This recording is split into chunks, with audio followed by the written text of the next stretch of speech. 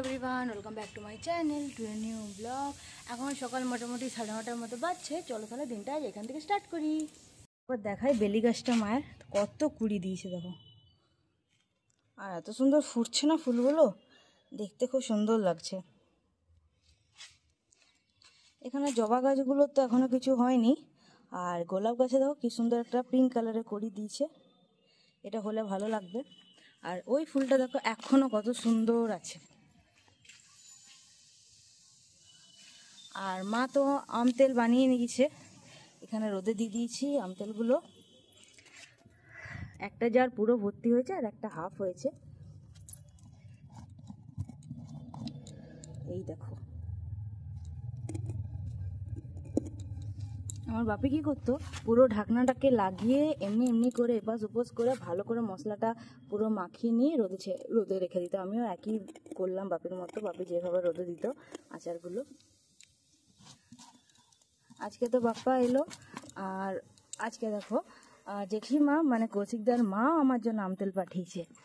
জানে আমি খেতে খুব ভালোবাসি আম তেল, সেই জন্য জেঠিমা আমার জন্য আম তেল পাঠিয়েছে। এটাকেও রোদে দিয়ে দিলাম। হাতটা পুরো তেল তেল হয়ে গেছে বলে আমি এটা আর খুলতে পারছি না এই সময়। হাতটা ভালো করে ধুয়ে এসে খুলবো। এখন শুধু রোদে এরকম নামিয়ে দিই।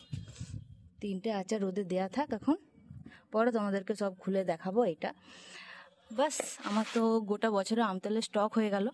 আমার খুব পছন্দের আমের এই রেসিপিটাই আমার বেশি পছন্দের। রোদটাও ভালো আছে, আম তেলটা এখন রোদেই থাক। চলো নিচে যাই, মা বানাচ্ছে আজকে পায়েস, চলো তোমাদেরকে দেখাই। মা এখন বানাচ্ছে পায়েস গোপালের জন্য। প্রথমে পায়েসটা গোপালকে দেওয়া হবে, তারপরে সবাই খাবে। এটা বাতাসা দিয়ে বানাবো। গোপুর জন্য পায়েস বানাচ্ছি, গোপু শোনার জন্য।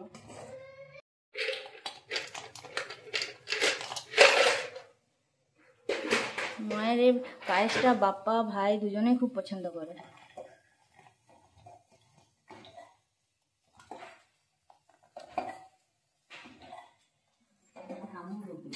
একটু আমল দুধ দিলে, 2 প্যাকেট দুধ মা আনিছিল, তার সাথে একটা আমল দুধও দিয়ে দিয়েছে।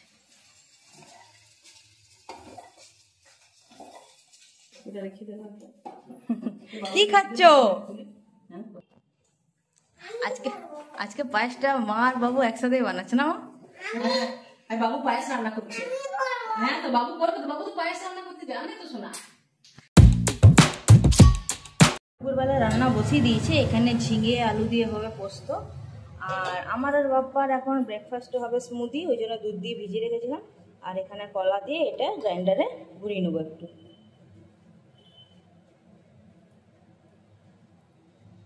এটা পুরো রেডি হয়ে গেছে, দেখে নাও একবার কি সুন্দর হয়েছে।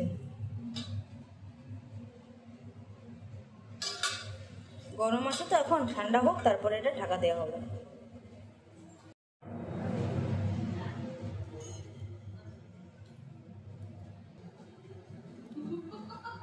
এইমাত্র একটা পার্সেল ডেলিভারি হলো, দেখি এটার মধ্যে কি আছে।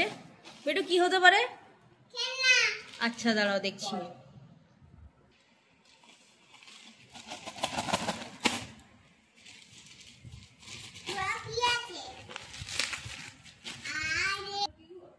দেখো এটা আবার কি? এটা চিটি এটা কিছু বানাতে হয়, বুঝলো মা।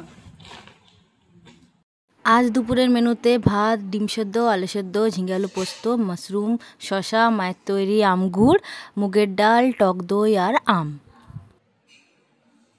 5টার সময় মেঘটা দেখো কেমন করে এলো, চারিদিকটা অন্ধকার করে।